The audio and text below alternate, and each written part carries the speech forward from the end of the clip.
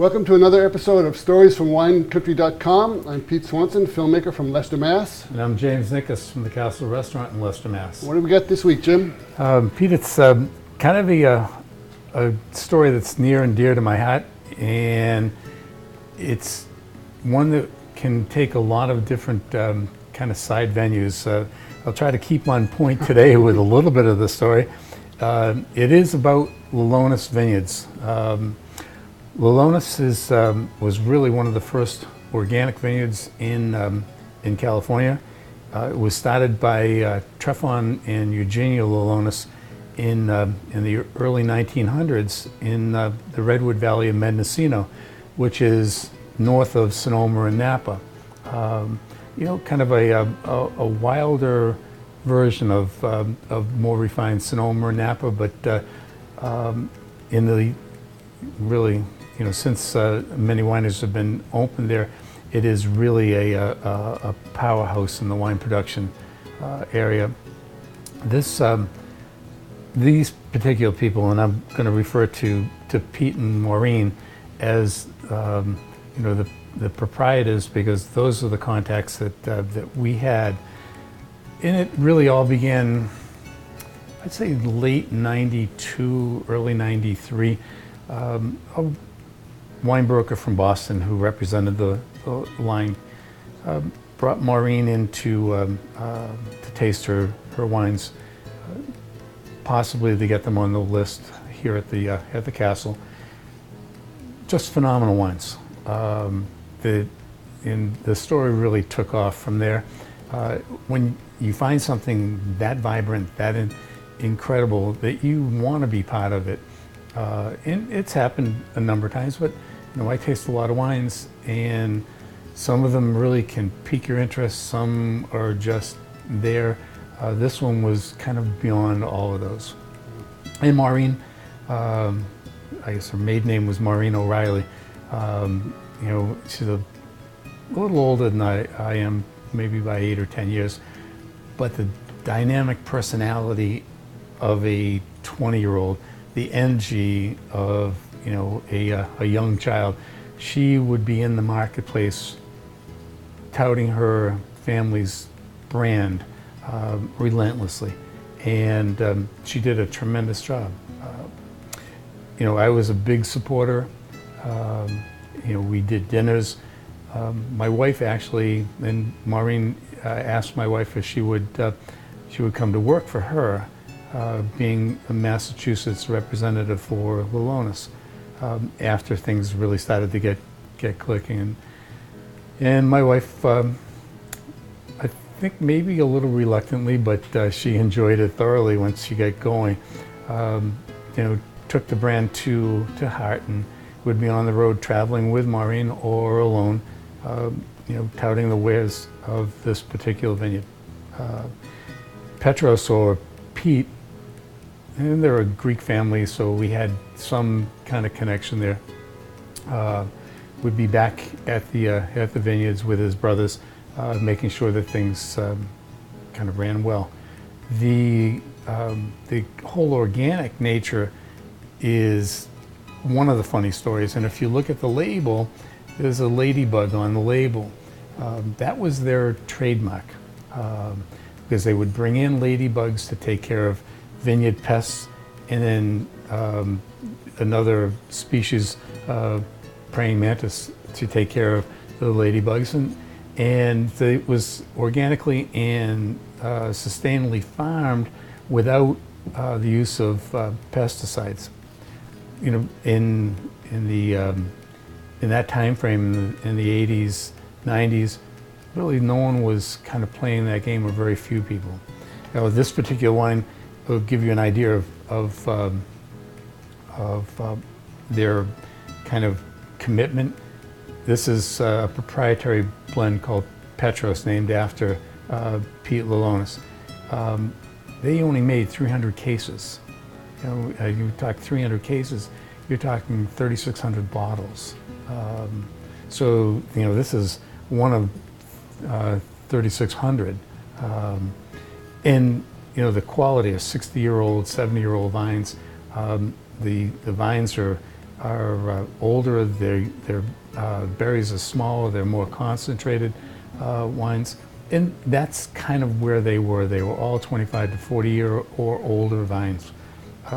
So you're dealing with really a commitment to the environment, a commitment to quality.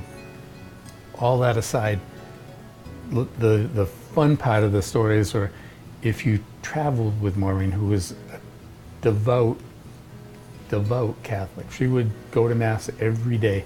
I can relate to that because my father-in-law was very much like that. Just great, honest people.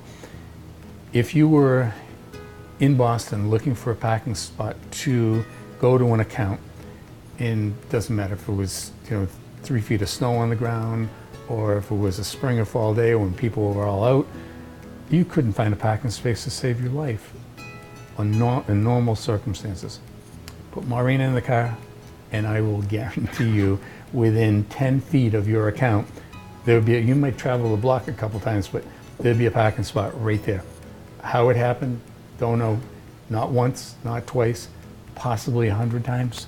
The lady was amazing. She took my family in, my kids, my wife.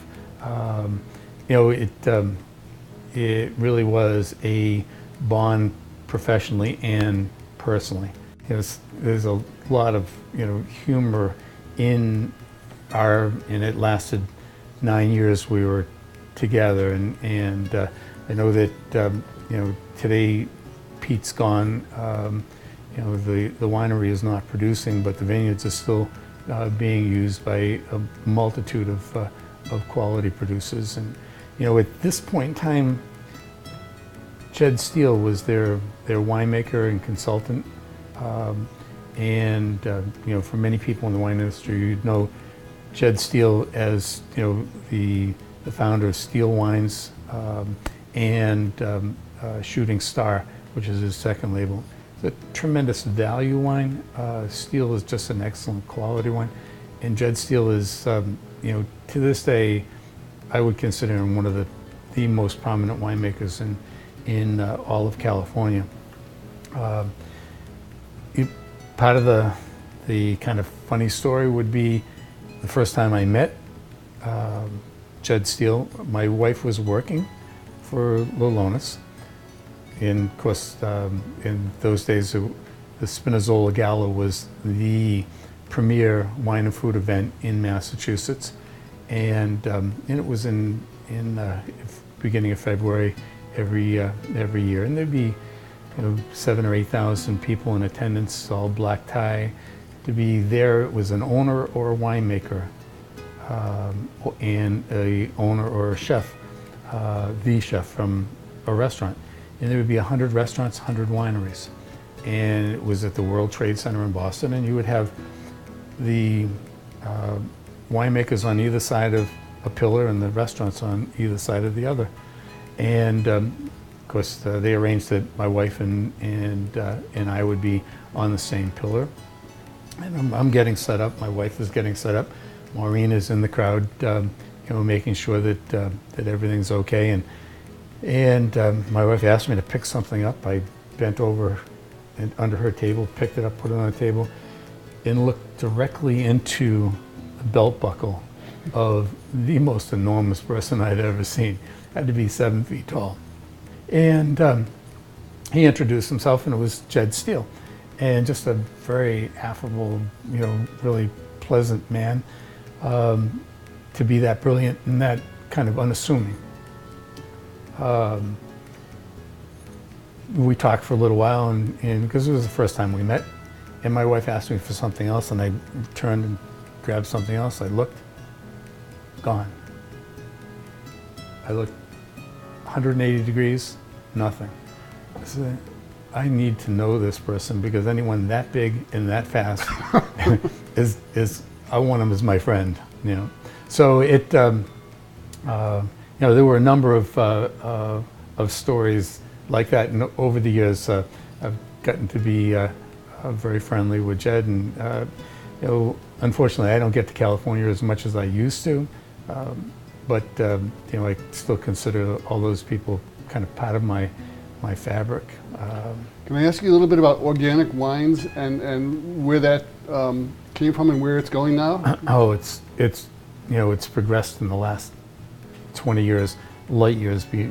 But federal regulations are very stringent, and it takes a lot of time, effort, paperwork to you know, to get certified organically. And you know, I'm not saying that it is the end-all, be-all, but it is, you know, it is part of, you know, where everyone should be looking today is you know, you're trying to eat healthier, you might as well try to drink healthier.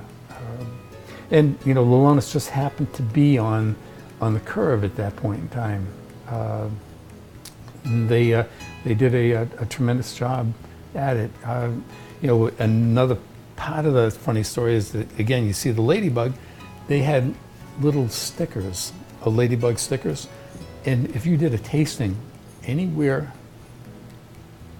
winemakers would be absolutely irate because everyone had those stickers, and they knew exactly where those people came from, and I mean, it's hilarious to you know, to watch thousands of people with a little ladybug stick, you know, on their lapel, excuse me, and just to watch the kind of continence of people, you know, behind a table pouring one, and you know, it was not an eye contact, it was eye to ladybug, and you knew that that everyone was kind of jealous because you knew that everyone in that room has already been to that table.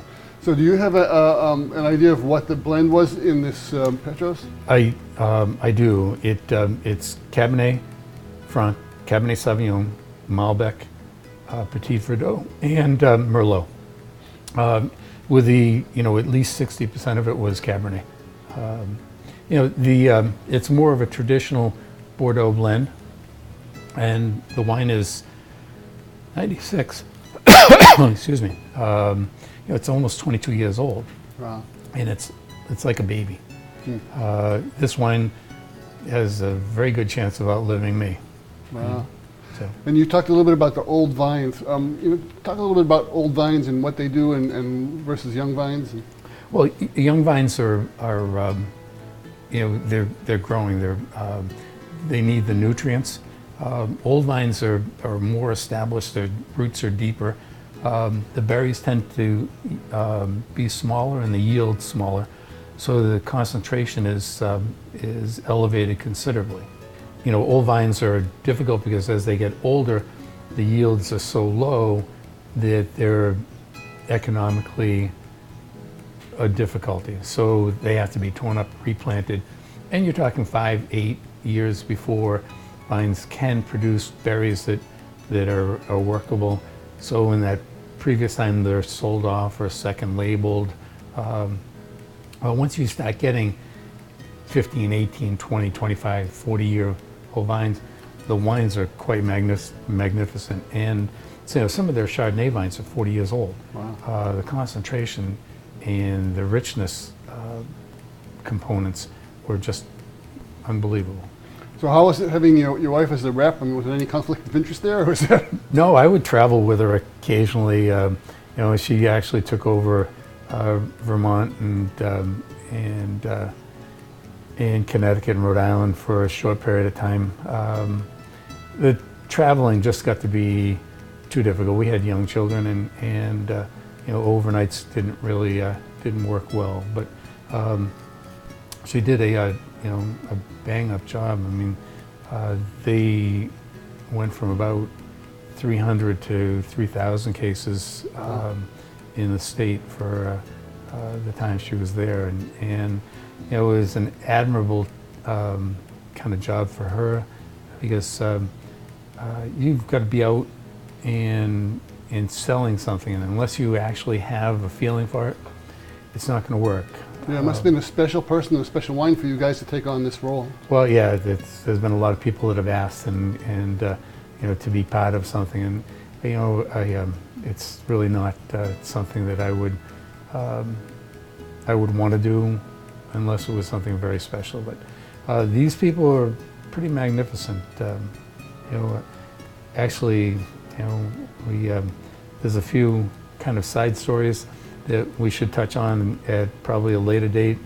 9/11 is a huge part of that. So For another time. yep, for another time. Well, thanks. Great story. Thanks for joining us, and we'll Thank you see you very next much. time. All righty. All right.